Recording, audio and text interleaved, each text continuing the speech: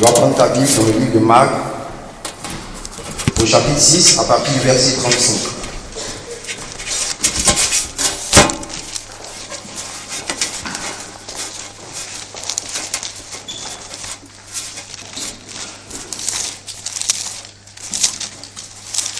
Marc 6, du verset 35 au verset 43.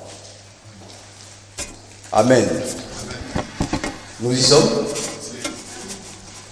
Je lis la parole du Seigneur. Comme l'heure était avancée, ses disciples s'approchèrent de lui et dirent: ce lieu est désert et l'heure est déjà avancée. Renvoie-les afin qu'ils aillent dans les campagnes et dans les villages aux environs pour s'acheter de quoi à manger. Jésus leur répondit: donnez-leur vous-même à manger. Mais ils lui dirent: irions-nous acheter des pains pour 200 deniers et les donnerions-nous à manger? Et il leur dit: combien avez-vous de pain? Allez voir. Ils s'en assurèrent et répondirent: 5 pains et 2 poissons. Alors il leur commanda de les faire tous asseoir par groupe sur l'herbe verte. Et ils s'assirent par rangées de 100 et de 50. Il prit les 5 pains et les 2 poissons, et, l'ayant levé vers le ciel, il rendit grâce. Puis il rompit les pains et les donna aux disciples afin qu'ils les distribuassent à la foule. Il partageait aussi les 2 poissons entre tous. Tous mangèrent et furent rassasiés, et l'on emporta 12 paniers pleins de morceaux de pain et de poissons qui restaient. Alléluia. Alléluia. Tu vas te tenir debout, tu vas prier avec moi. Tu vas mettre ta main sur ton cœur. Et tu vas prier le Seigneur Dieu. Tu vas dire au Seigneur d'ouvrir les portes de ton cœur. Qu'il ouvre les yeux et les oreilles de ton cœur. Que ton entendement spirituel soit ouvert. Que ta personne intérieure soit connectée à la parole. Afin que cette parole-là ne passe pas en vain. Afin que tu reçoives la parole que Dieu parle au Seigneur. Ô Seigneur Dieu, nous voulons te bénir, te rendre grâce. Merci pour ta parole que tu as réservée en ce jour. Merci Seigneur pour la portion de l'écriture que tu nous as préparée, éternelle. Ô Seigneur Dieu, nous prions que tu ouvres notre entendement spirituel. Ouvre nos yeux et nos oreilles spirituelles. Afin que nous puissions recevoir ta parole. Que nous puissions percer le mystère de ta révélation. Seigneur Dieu de gloire, que cette parole qui arrive apporte un nouveau rafraîchissement dans notre vie. Apporte une restauration dans notre vie, Seigneur Dieu. Que notre vie change à partir d'aujourd'hui. Qu'à partir d'aujourd'hui, nous prenions un nouveau envol. Que nous prenions un nouveau départ, Seigneur, pour la gloire de ton nom. Seigneur, tu as déclaré cette année comme année d'honneur. Nous voulons expérimenter ton honneur, Seigneur. Nous voulons expérimenter l'honneur qui vient de toi. Au nom de Jésus. Au nom de Jésus. Merci, Seigneur. Alléluia. Quelqu'un acclame le Seigneur et il s'assoit. Alléluia. Alléluia. Voici une portion de l'écriture qu'on vient de lire. Amen. Et pour comprendre bien cette pensée de l'écriture, pour comprendre bien la pensée du Seigneur là-dedans, il faut remonter jusqu'au verset 30. Alléluia. Qu'est-ce qui s'est passé ce jour-là? Le Seigneur a envoyé ses disciples en mission. Il les a envoyés pour aller prêcher sa parole. Il les a envoyés pour aller annoncer la bonne nouvelle. Il les a envoyés en fait avec un mandat. Et après, lorsqu'ils ont fini d'accomplir ces choses, la Bible dit qu'ils sont revenus, les disciples sont revenus vers le Seigneur pour lui faire un genre de compte rendu. Alléluia. Et donc ils sont venus faire le compte rendu au Seigneur pour dire au Seigneur que la parole que tu nous as donnée, c'est vrai que tu nous as donné un ordre, mais l'ordre que tu nous as donné, nous avons exécuté cela. Nous avons accompli ce que tu nous as demandé. Nous avons fait ta volonté. Et donc nous venons maintenant pour te montrer notre œuvre. Alléluia.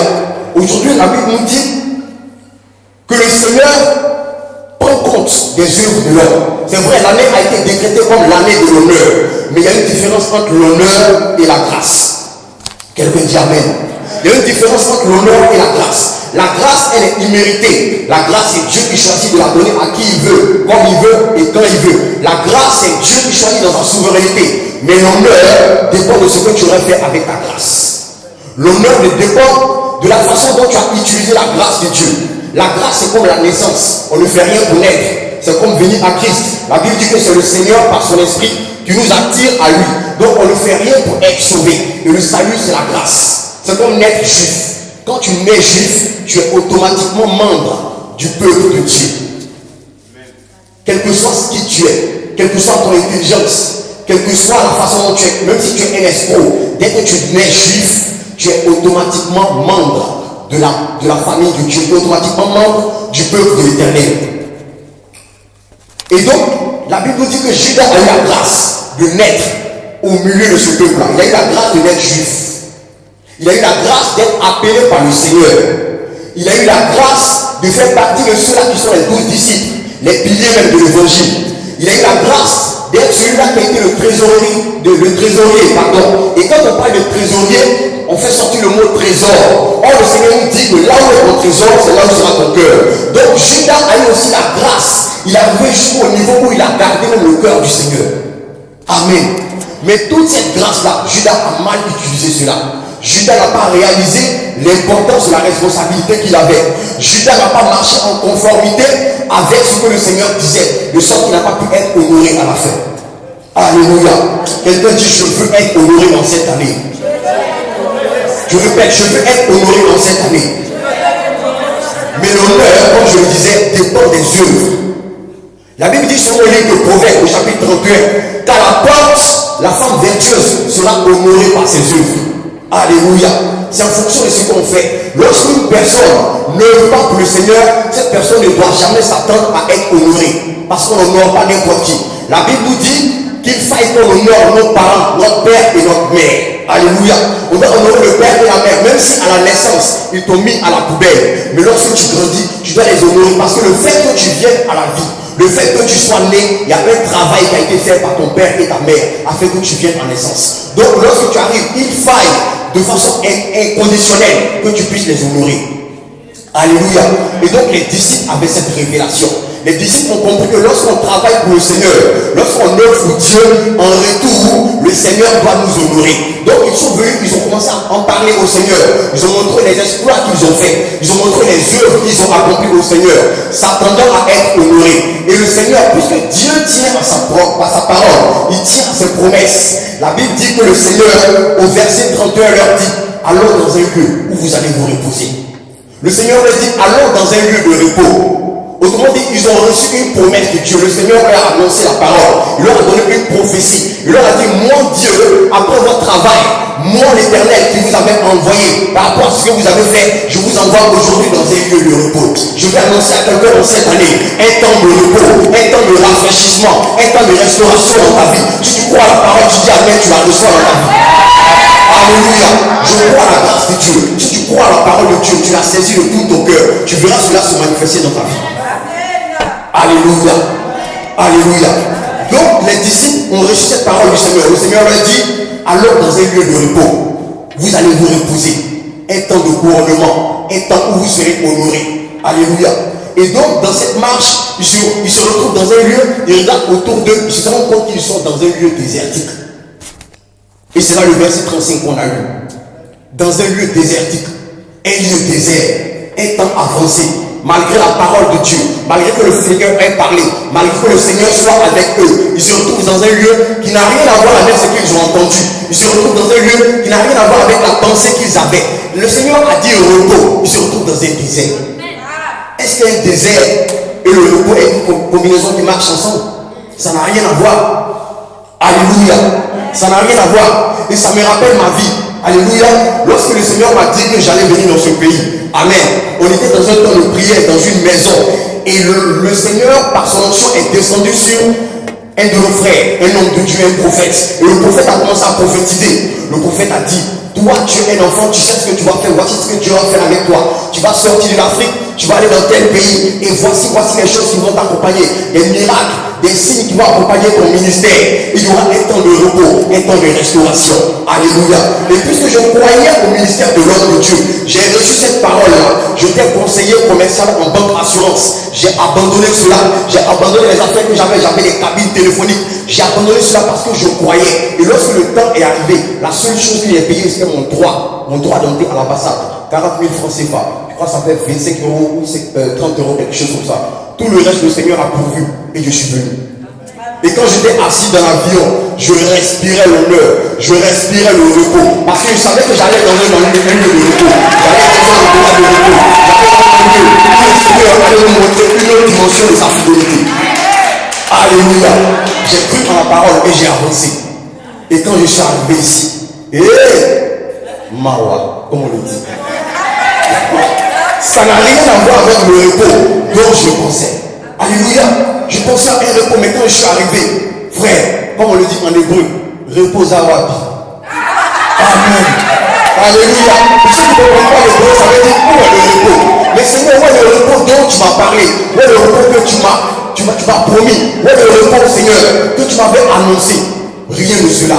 On dirait que l'histoire dont je parle ressemble à l'histoire de quelqu'un ici. Puis ça ressemble à ta vie. Est-ce que tu peux acclamer le Seigneur? Alléluia. Des fois, tu arrives dans le temps où ce que tu vis n'a rien à voir avec ce que le Seigneur t'a dit. Est-ce que tu t'es trompé? Est-ce que le Seigneur a menti? Nous savons que le Seigneur ne ment jamais. Tout ce qu'il dit est oui et amen. La parole qu'il déclare, sa main l'accomplit. Alléluia. Et donc, le peuple s'est retrouvé dans un lieu désert. Et la Bible nous dit au verset 35, comme le lieu était désert et l'heure était avancée, alors ils ont commencé à se lamenter.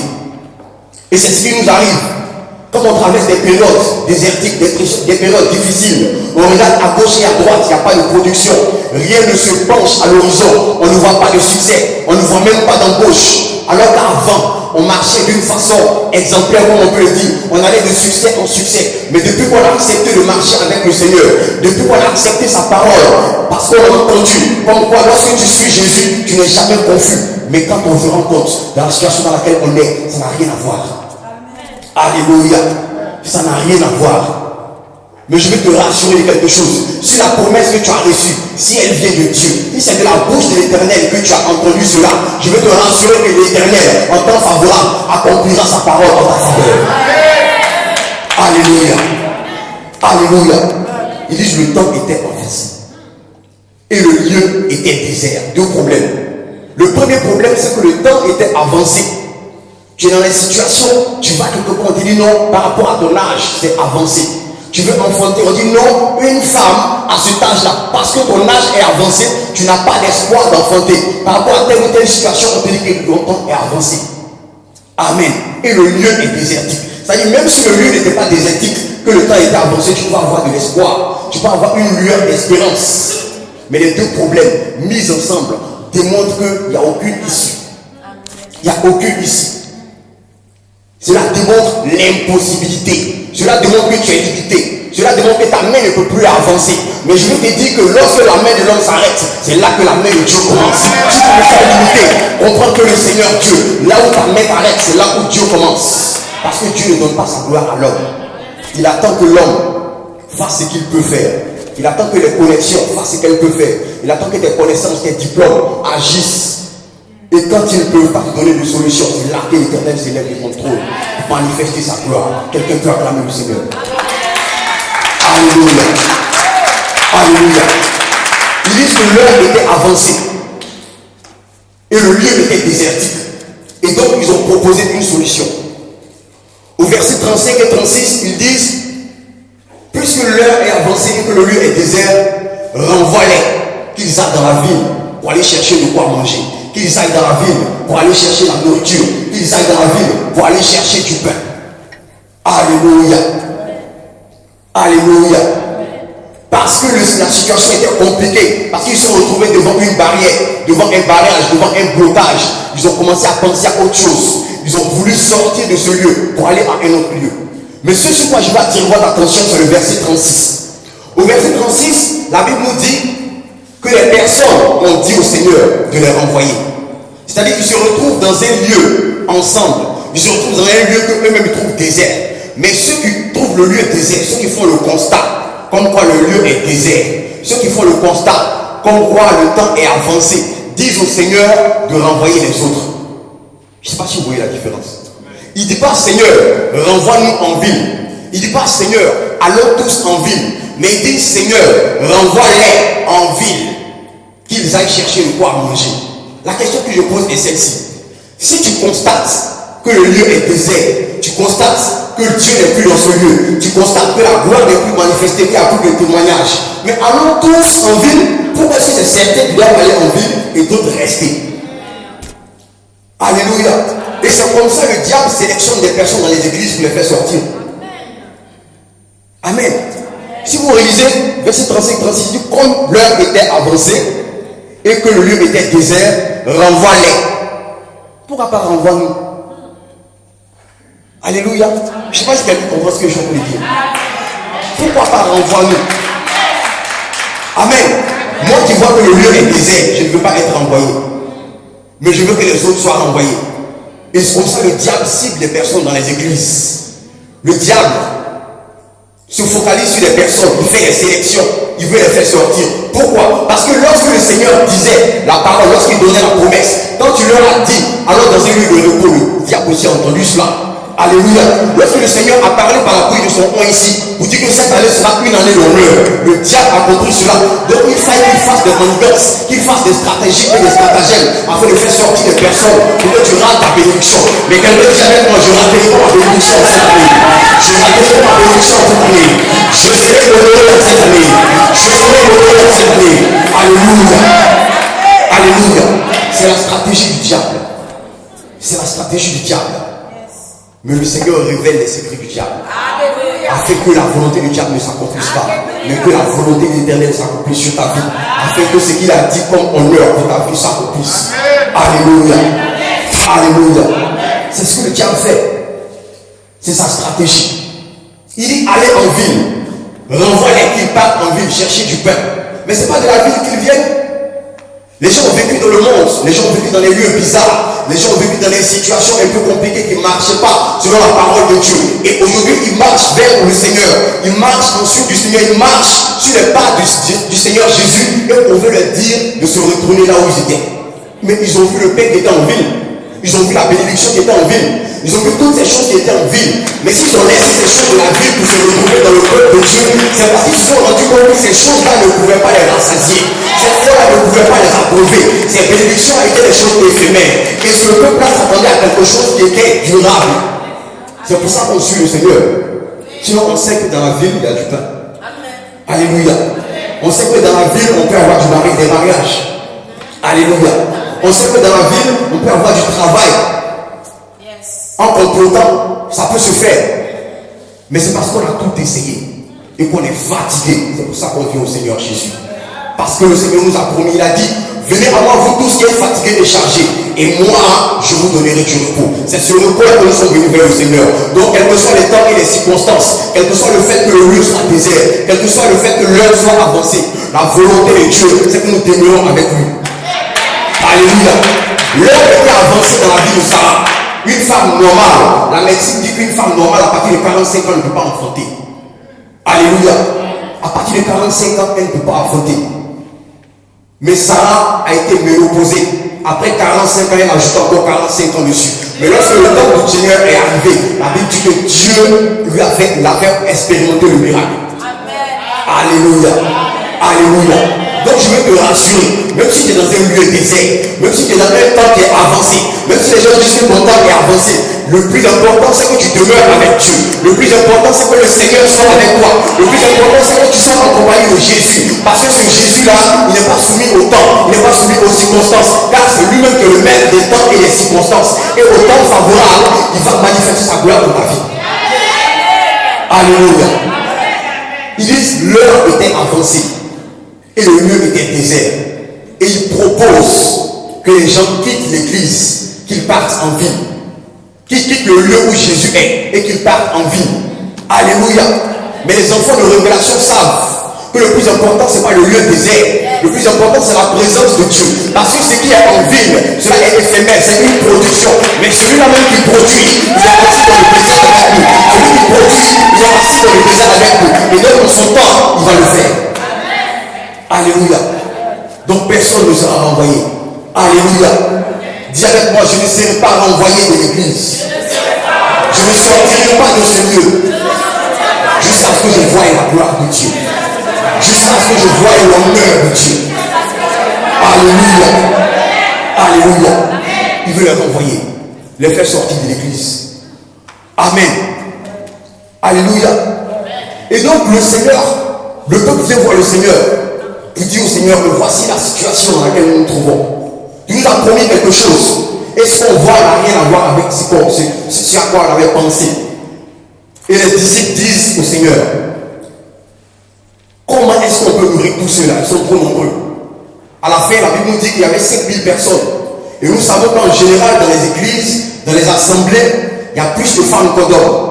En général, c'est comme ça. Tu peux vérifier autour de toi. Alléluia. En général, il y a plus de femmes que d'hommes. Et donc, s'il y avait 5000 hommes, peut-être qu'il y avait peut-être 5000 femmes aussi, ou 10 000 femmes. Avec des enfants et tout ça, les gens pouvaient se retrouver facilement à 20 000 personnes. Et donc, les hommes, le staff, ne pouvaient pas nourrir tous ceux-là. Ils ne pouvaient pas pouvoir à leurs besoins, par rapport à leurs moyens qu'ils avaient.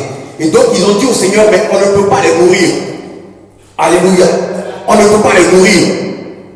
Et en général, l'homme aime bien voir, l'homme aime bien se focaliser sur ses limites. L'homme aime se focaliser sur ce qu'il ne peut pas faire. Lorsque le Seigneur demande des choses, lorsque le Seigneur libère une parole, lorsque le Seigneur te conduit, te mandate à faire quelque chose, en général, on se focalise sur ce qu'on ne peut pas faire. Mais la question que je pose est celle-ci. Ce que tu peux faire, as-tu déjà fait ça? Parce que si tu ne peux pas faire telle chose, il y a quelque chose d'autre forcément que tu peux faire.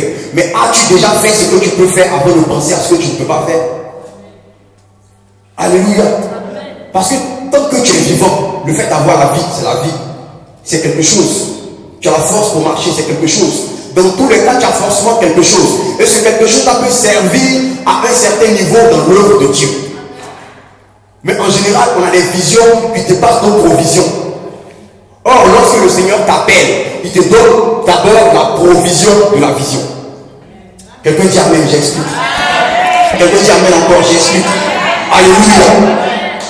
Avant d'amener le peuple dans le désert, le Seigneur savait que ce lieu-là serait désertique et qu'ils auraient besoin de quoi manger.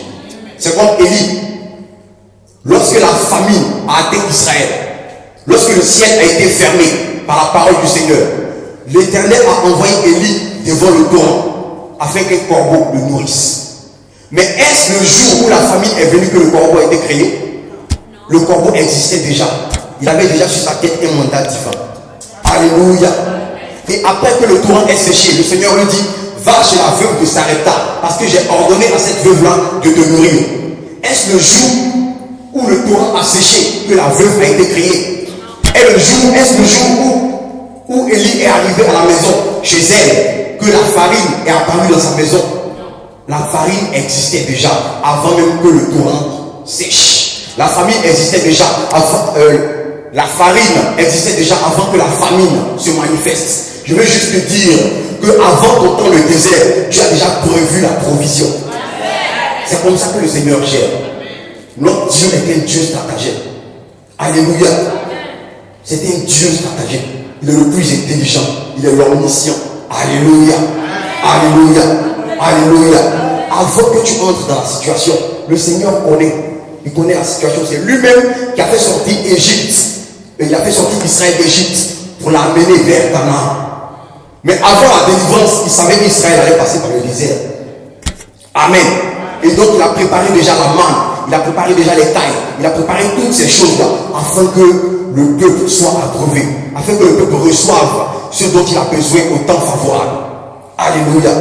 Et donc quand ils ont parlé au peuple, le Seigneur leur dit, vous-même donnez-leur à manger. Alléluia. Dieu dit à ses anges, vous-même donnez-leur à manger. La chose ne viendra pas de nulle part. Ça viendra de là où vous êtes. Ça viendra de là où nous sommes. Ça viendra de là où nous nous trouvons avec le Seigneur. Alléluia. Et le Seigneur a ordonné à ses anges. Il dit vous-même, donnez-leur à manger. Je veux parler à quelqu'un. Quand ce jour, pendant que tu reçois la parole dans tout ton cœur, le Seigneur ordonne à un ange de t'honorer. Je dis le Seigneur ordonne à un ange de t'honorer. Parce que le Seigneur a préparé ces choses. Il dit que les anges sont des esprits qui travaillent en faveur de nous qui avons reçu le salut.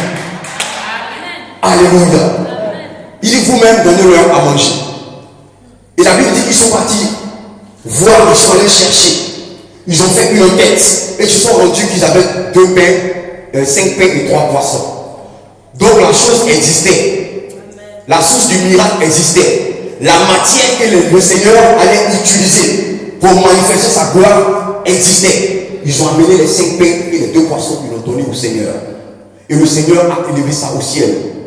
Il a rendu grâce. Et c'est ce qui a été utilisé pour être distribué au peuple. Alléluia. Le jour où tu vas rentrer dans toi, où tu vas entrer dans ton cœur, comme la femme du Père et du sang, où tu vas entrer en toi-même et te rendre compte de ce que tu as comme potentiel, te rendre compte de ce que tu as comme don, te rendre compte de ce que tu as comme capacité, et que tu reviendras devant le Seigneur pour lui confier cela. C'est ce jour-là que ton miracle va commencer. C'est ce jour-là que ton honneur va commencer. C'est le jour-là que la visitation de l'Éternel en ta faveur va t'éviter. Alléluia. Quand ils ont vu qu'ils avaient les 5 pains et les 2 poissons, ils n'ont pas commencé à le manger. Ils ont amené ça d'abord au Seigneur. Ils ont donné au Seigneur. Le Seigneur a multiplié la chose avant de leur donner. Alléluia. Souvent nous avons des petites choses. Nous avons des choses qui sont négligeables peut-être par les hommes. Des choses que nous ne considérons pas. Mais le jour où on prend ces choses, on prend la décision de confier cela au Seigneur. Le Seigneur l'utilise, le multiplie et il nous le redonne. Mais le gros problème des chrétiens, c'est qu'il ne veut pas donner ce qu'il a au Seigneur. Amen. Il ne veut pas donner cela au Seigneur. Parce que parfois, quand tu donnes au Seigneur, le Seigneur ne te dit jamais le temps que ça prendra. Il ne te dira pas le temps que ça prendra pour être multiplié. Il ne te dira pas le temps que ça prendra. Mais une chose est sûre, c'est qu'après le Seigneur te le redonnera. Il ne te donnera pas cela comme tu as reçu, mais il te donnera cela d'une autre façon. Alléluia. La mère de Moïse avait un fils. Elle avait un enfant qui était esclave, un hébreu. La Bible dit qu'elle a pris l'enfant, elle a déposé sur l'eau. Elle a pris l'enfant, elle a donné au Seigneur. Mais un autre jour, un temps après, elle a récupéré l'enfant. L'enfant qui était esclave, il n'était plus esclave, il était maintenant un prince d'Égypte. Alléluia. Je veux dire à quelqu'un ce soir, tout ce que tu donnes au Seigneur, ce que tu donnes à l'œuvre de Dieu, ce que tu finances à l'œuvre de Dieu, tout ce que tu envoies au Seigneur, tu recevras cela sur une autre forme. Alléluia. Ils ont donné les 5 pains et les 2 poissons. Le Seigneur a pris, il a prié, il a rendu grâce. Mais avant de commencer la distribution, il a donné un commandement. J'aime ce mot. La Bible dit qu'il a commandé. Il a commandé que les personnes soient assises sur l'herbe verte. Quelqu'un dit herbe verte. Quelqu'un répète encore herbe verte. Alléluia. C'est quoi l'herbe verte? L'herbe, c'est la nourriture de la brebis. Amen. Et nous sommes les brebis du Seigneur. Notre nourriture, c'est l'herbe verte. Notre nourriture, c'est l'herbe. Notre nourriture, c'est la parole. Mais si le Seigneur précise verte, c'est qu'il y a un problème. Il y a quelque chose à comprendre là. Alléluia. Il y a quelque chose à comprendre. Il ne dit pas l'herbe fanée, parce qu'il y a plusieurs types d'herbes. Il ne dit pas l'herbe séchée. Il ne dit pas l'herbe déracinée. Il ne dit pas l'herbe brûlée. Il dit l'herbe verte. L'herbe dans laquelle il y a la vie. L'herbe dans laquelle il y a encore des cellules. L'herbe dans laquelle il y a encore des éléments constitutifs de l'être humain. Alléluia. L'herbe dans laquelle la restauration peut sortir, la consolation peut sortir et les choses nouvelles peuvent sortir. Il précise. Parce que beaucoup de brebis se retrouvent dans les lieux où ils mangent de l'herbe fanée. C'est ça la manne. Dans le désert, lorsque le peuple était dans le désert, le Seigneur a fait tomber la manne, la nourriture pour le peuple. Et il leur a dit, lorsque vous prenez cette nourriture, prenez-la seulement pour un seul jour. Il ne faut pas que le temps passe. Il ne faut pas que la période, la saison de ce pain-là passe. Parce que lorsque la saison passe, le pain devient infect. Le pain devient infect. Et lorsque les gens, après quand les gens mangent ce pain-là, ils sont intoxiqués. Et aujourd'hui, dans beaucoup d'assemblées, il y a des intoxiqués spirituels. Alléluia. Il y a des personnes qui ont de la gastro spirituelle. Parce qu'ils ne mangent pas l'herbe verte. Parce qu'ils mangent de l'herbe fanée. Parce qu'ils mangent de la manne qui est infecte. Il y a des personnes qui ont l'obésité spirituelle. Ils sont obèses, ils grossissent. Quand tu les regardes selon leur apparence, ça va. Quand tu les regardes avec les yeux humains, ça va. Tu les vois, ils grossissent. Ils se gonflent. Ils sont orgueilleux jusqu'au mollet. Alors que c'est l'herbe fanée qu'ils mangent. Alléluia. Ils pensent que ça va, ils mangent. Il est gros, il s'en va. Alors que, comme on le dit en hébreu, Azoke n'a pas. Il va à la perdition. Il s'en va mourir. Alléluia. Alléluia. Des personnes qui ne mangent pas l'herbe verte. Mais le Seigneur a commandé à ses disciples. Il dit faites-les asseoir d'abord avant de recevoir l'honneur sur l'herbe verte. Et celui qui ne sera pas assis sur l'herbe verte ne pourra pas recevoir la nourriture. Il ne pourra pas recevoir l'honneur qui a été promis. C'est vrai que c'est une promesse. Dieu a libéré la parole. Il a dit que l'année sera une année de double honneur, l'année d'honneur. Mais celui qui ne sera pas assis ne recevra pas cet honneur-là. Alléluia. Une autre qui s'asseye par groupe. Et les groupes, c'est des assemblées. C'est un peu comme s'il y a un groupe ici, un groupe là, un groupe là, un groupe là, un groupe là, un groupe là. Et j'ai parlé de 20 000 personnes environ. Et nous savons que les disciples du Seigneur n'étaient pas plus de 20. Et donc, ils ne pouvaient pas être dans tous les groupes en même temps. C'est pas possible. C'est pas possible que les disciples soient dans tous les groupes en même temps. Ils devaient commencer à un niveau, ils finissaient avec un groupe et ils allaient à un autre groupe. Et au fur et à mesure, le service se faisait. Et aujourd'hui, dans les assemblées, les gens sont assis. Les gens sont assis quelque part dans l'assemblée du Seigneur. C'est vrai que le Seigneur est là et ils attendent. Mais quand l'heure est avancée et le lieu est désert, ils se rendent compte qu'en fait, les disciples sont dans la première rangée depuis ils ne finissent pas. Amen. Quelqu'un suit l'image dont je parle. Les disciples sont là depuis, ils ne finissent pas, ils sont dans la première rangée, ils ne finissent pas. Et c'est comme ça qu'ils entendent des échos. On dit non, la gloire de Dieu est là-bas. Dieu est en train d'agir là-bas. Donc dans notre église, il y a plus de manifestations. Dans notre église, il y a plus de témoignages. Ici, l'heure est avancée. Le lieu est désert. Donc allons là-bas. Et puisque les disciples ne sont pas nombreux, toi qui es assis là, le temps de te déplacer jusqu'à arriver ici, le disciple a fini de faire le service, il est dans la deuxième rangée. Alléluia.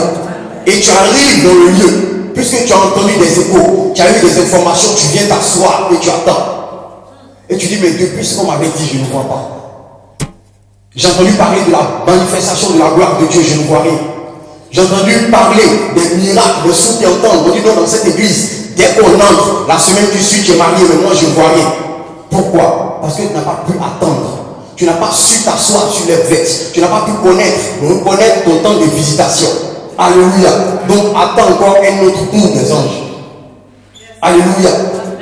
Et donc tu attends, tu ne vois pas, tu te rends compte qu'en fait, c'est dans l'autre groupe qu'ils sont, dans le deuxième groupe, que l'ange est en train de glorifier le Seigneur, que les paniers sont en train de distribuer, que les pains et les poissons sont en train d'être distribués. Tu ne peux pas attendre. L'impatience te bouffe le cœur et tu te déplaces. Tu reviens dans le groupe. Le temps d'arriver, l'ange est dans un autre groupe. Et c'est ce qui arrive, je vous dis la vérité. Ça arrive dans beaucoup de points. Et ce qui fait que beaucoup de chrétiens sont devenus des papillons spirituels. Ils vont d'église en église, d'assemblée en assemblée, de pasteur en pasteur. Il sait par exemple que tel pasteur, quand il dépose des mains, voici comment ça se passe. Celui-là, quand il prie, voici tel mot qu'il dira. Celui-là ou l'autre, voici comment il va prier, voici telle façon d'agir pour ta vie. Alléluia. Et donc, beaucoup de personnes vont d'église en église, mais quand elles s'asseyent et elles font le bilan de leur vie, résultat zéro. Alléluia. Résultat zéro. Pourquoi? Parce que les gens n'ont pas le temps de s'asseoir sur les bêtes. Quelqu'un dit avec moi, je m'asserai sur les bêtes. Je m'atterrai sur leurs bêtes. Et j'attendrai à ce que les anges viennent me trouver. Parce que la révélation que les gens n'ont pas reçue, c'est que ce n'est pas le peuple qui se déplaçait vers les disciples pour aller chercher du pain et les poissons. C'est les disciples qui se déplaçaient vers le peuple. Alléluia. À chaque fois que tu vas te lever pour pouvoir te déplacer, tu risques de dépasser ton honneur en route. Tu risques de dépasser la bénédiction qui t'est réservée en route. Vous risquez de vous dépasser. Assois-toi tranquillement sur l'herbe verte et l'honneur va revenir te trouver là où tu as. Je dis l'honneur va venir te trouver là où tu as. Alléluia. Demeure assis sur leur vête. Et donc, lorsque le peuple s'est assis sur leur vête, ils étaient assis, ils ont fait comme le Seigneur leur a dit. Ils se sont conformés à la parole du Seigneur. Le Seigneur a commencé à distribuer les pains. Le Seigneur a commencé à distribuer les poissons. Et c'est comme ça, tous ceux-là qui seront assis dans la parole de Dieu, tous ceux-là qui seront fidèles dans l'œuvre du Seigneur, tous ceux-là qui seront fidèles dans l'église du Seigneur, le Seigneur va les distribuer l'honneur, le Seigneur va les distribuer les grâces, le Seigneur va les distribuer les faveurs, les portes vont s'ouvrir. Je vous dis la vérité. C'est un principe biblique. Et le Seigneur tient à sa parole. Alléluia. Dieu tient à sa parole. Il a commencé à distribuer les pains. Je vais avancer rapidement. Alléluia. Et donc à la fin, on dit que tous ont mangé, ils ont été rassasiés. Tous mangèrent et furent rassasiés. Alors que ce n'est pas eux tous qui ont donné les pains. Alléluia. Ceux qui ont donné les pains ont été rassasiés parce qu'ils avaient mangé. Ceux qui n'avaient rien donné ont reçu aussi les pains, ils ont mangé, ils étaient rassasiés. Tous ont mangé, ont été rassasiés. Cette année, le Seigneur a dit que c'est l'année de ton honneur. Mais je veux te dire que non seulement tu seras honoré, mais tous ceux qui sont autour de toi seront aussi honorés. Dans ton travail, tu seras une source d'honneur. Dans ta famille, tu seras une source d'honneur. Dans ton pays, tu seras une source d'honneur. Tu seras une source d'honneur pour plusieurs. Alléluia. Eux tous, qu'ils t'aient soutenu ou pas, ils vont manger aussi à cause de l'honneur que le Seigneur va te faire. Et ils reconnaîtront la grâce que Dieu t'a faite. Ils reconnaîtront que Dieu que tu suis est le Dieu véritable. C'est le seul qui doit être adoré. Tous mangèrent et furent rassasiés. Alléluia. Alléluia. Je vais aller rapidement à cause du temps. Amen. Et à la fin, la Bible nous dit qu'il est resté 12 paniers. C'est-à-dire qu'ils ont mangé, ils ont été rassasiés. Et il y a eu 12 paniers qui sont restés, pleins de pain et de poissons. Amen. Notre Dieu, ce n'est pas un Dieu sur mesure. Ce n'est pas le Dieu dont tu as, quand tu as un problème, peut-être de 2000 euros, tu pries, tu jeûnes, et il te donne 2000 euros. Non. Lorsqu'il te donne, il satisfait d'abord le besoin qui est là. Et il y a encore d'autres. Il y a encore un surplus qui reste. Il y a encore un bonus qui demeure. De sorte que tu puisses utiliser cela pour de bonnes œuvres. Amen. Alléluia. C'est un Dieu bonus. Alléluia. Notre Dieu que nous prions est un Dieu bonus qui satisfait non seulement tes prières et ce que tu n'as même pas demandé. Il dit qu'il est capable de faire au-delà de ce que nous imaginons, au-delà de ce que nous pensons et au-delà de ce que nous demandons. Alléluia. Au verset 43, le Seigneur nous dit que l'homme emporta les 12 paniers pleins de pain et de poissons. Alléluia. Je vais attirer ton attention sur quelque chose. La Bible dit que l'homme emporta. On ne dit pas le nom de la personne qui a emporté femme. On ne dit pas le nom de la personne qui a pris ce bonus, le reste, pour rentrer chez lui. Alléluia. Dis amen que je révèle c'est qui. Dis amen fort que je révèle c'est qui. Alléluia. Alléluia. Il dit l'homme n'emporta. En français, on, c'est un pronom indéfini. C'est-à-dire qu'on ne connaît pas la personne. On ne sait pas c'est qui. Alléluia. Et pour comprendre ça, il faut remonter. Le Seigneur a demandé une chose et il a reçu une chose. Le Seigneur a demandé du pain. Il dit combien avez-vous de pain? Il n'a pas parlé de poisson. Mais d'où sort cette histoire de poisson? Alléluia. Il dit combien avez-vous de pain? Et lorsque le peuple est venu, ils sont venus avec du pain et du poisson. Un peuple bonus. Dieu cherche des hommes bonus. Il cherche des laboratoires bonus. Il cherche des personnes qui vont au-delà de ce que tu as demandé. C'est ce qu'a été David. Quand tu lis la Bible, tu ne vois pas un lieu où le Seigneur a dit à David de bâtir un temple, de bâtir une maison. Alléluia. De façon explicite, de façon claire, ça n'est pas là. Mais David connaissait la loi de Dieu. Il connaissait la parole de Dieu. Il faisait son effort pour marcher en fonction de la parole de Dieu. Mais au-delà de cela, il faisait autre chose que les autres ne voyaient pas. Parce qu'en vérité, la volonté de Dieu, elle a deux aspects. Il y a un aspect qui est révélé, que tout le monde voit, que le diable aussi entend. Et il y a un autre aspect qui est caché. Alléluia. Il y a une partie de la volonté de Dieu qui vient à toi. Dieu s'adresse à toi, sa parole vient à toi. Mais il y a une autre partie de la volonté où c'est toi-même qui vas chercher cette volonté-là. Alléluia. Alléluia. En vérité, le Seigneur avait besoin de pain et de poisson. Mais il a dit du pain et il a caché le côté poisson. Alléluia. Et donc David, ayant compris cela, David a fait ce que les autres n'ont pas pu faire. Il a comblé un besoin par le canal de son fils, de sorte que la volonté parfaite du Seigneur soit accomplie. C'est pour ça que David est le seul qui a pu voir son fils régner sur le trône. Tous les autres rois d'Israël, ils meurent avant que leur fils ne vienne sur le trône. Mais David, après avoir régné, après avoir gouverné en Israël, il a pris une retraite royale, une retraite de royauté. Il a laissé la place à son fils et il a vu son fils régner. Alléluia. C'est aussi ça le secret qui a fait monter Rebecca. Le serviteur d'Abraham, quand il partait chercher la femme pour Isaac, la Bible dit qu'il arrive dans le pays, il ne sait pas qui choisir. Il ne sait pas qui est la bonne, qui est la vertueuse, qui sera la meilleure femme, qui sera la meilleure épouse pour Isaac. Et il fait une prière à l'Éternel. Il dit Seigneur, Genèse 24, verset 14. Éternel Dieu, Dieu de mon Seigneur Abraham, je vais dans ce pays, je ne connais personne, mais je veux un signe. La femme à qui je demanderai de l'eau à boire, je me dirai que moi j'ai soif, je veux boire de l'eau. Mais celle qui non seulement me donnera de l'eau, mais qui donnera aussi de l'eau à mes chameaux, cette femme-là, qu'elle soit destinée à être le il y a des personnes qui sont destinées à être les personnes sont destinées à être honorées, les personnes que Dieu va changer leur humiliation en gloire. Alléluia. Mais ces personnes-là, c'est des personnes bonus. Ce n'est pas des personnes qui se limitent à ce qu'on dit. Alléluia. Il y a des choses qui sont déclarées, il y a des besoins qui sont déclarés, tout le monde l'entend. Mais à ceux-là qui n'entendent pas les choses, après avoir accompli ce qu'ils ont entendu, ils font d'autres choses, mais en cachette. Ceux-là qu'on appelle les uns, ceux-là qui sont des gens indéfinis, des personnes bonus, c'est ceux-là qui reçoivent la grâce. Alléluia.